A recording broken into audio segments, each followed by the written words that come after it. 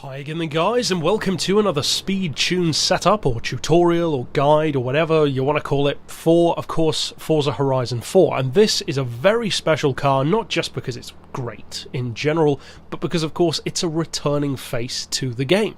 Last time this was featured, I think, was around Forza 4 and possibly the first Horizon game. Yeah, the first Horizon game had it as well. Now it's back and it's just as good as it ever was. Of course, the Ascari KZ1-R. Now, as far as the upgrades go, I've gone for the V12 race engine conversion because you can get the best numbers out of that one. I've done two tunes, incidentally, for this car, depending on if you want it in S2 or X. I'd recommend S2 because it's more useful all round, but of course you've got the option if you want to use it. Just use the keywords down below or use my gamer tag to find it. Now, as far as the benchmark, it's looking good. It doesn't have drag tyres, but it's still looking at 2.1 seconds to 60, 4.1 to 100 technically, flat out 270 or thereabouts. And in a car that has handling as good as this, that's a pretty good spec sheet to have, because unlike a lot of hypercars and top-end supercars, it's not just a straight line machine. It's already fantastic through corners, so of course it's got a leg up basically over those other cars. As far as the gearbox, I'd recommend a final drive of 4.2, then individual gears of 2.9, 2, 1.5, 1.18, 0.96 and 0.77. Pretty straightforward one there. As far as alignment, neutral camber, neutral toe. Caster, of course, is down to you. I personally like it on 7 degrees. It actually has really sharp steering, and the faster you go, the harder you push it, the better it gets, basically. As far as anti-roll, I've got those on 25, front and rear.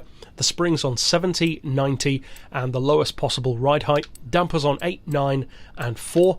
Aero you want set as low as possible on the back, and that is, of course, if you do choose to keep the rear wing. That's down to you. Personally, I prefer the look of it with the wing. And as far as the diff, we've got 100% on acceleration, 0 for decel, and of course, as usual, you could change those if you wanted to. And I've opted for a very rear-biased split of 80%, because that 20% makes a huge difference going to the front end. Even on snow with racing tyres, it still handles really well. So that's it for the tune, but now of course you want to see, as always, what it can do in action. Now, as you can see from the gameplay here, the acceleration is brutal anyway. The car is more focused on track use as far as supercars go. Of course, it's not quite as extreme as the A10 would be, but still, it's essentially the street homologation version, if you will, of their GT3 car. So, of course, across the board, it's going to be a strong contender for handling, but also top-end speed is great, acceleration is great.